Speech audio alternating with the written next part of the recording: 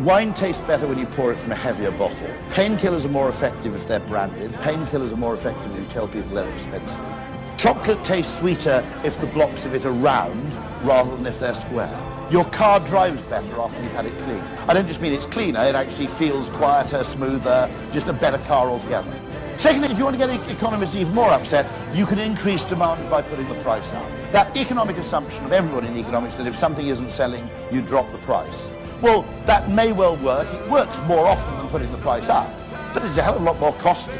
By the way, in price, 50% extra free seems a lot better value than 33% off, despite the fact that they're notionally the same. The way in which you give someone something, whether it's a bonus or a bribe, in economic terms is indistinguishable. There's no difference between I'll give you this if you buy that, and to thank you for buying that, I'm giving you this. The way humans perceive it is totally different.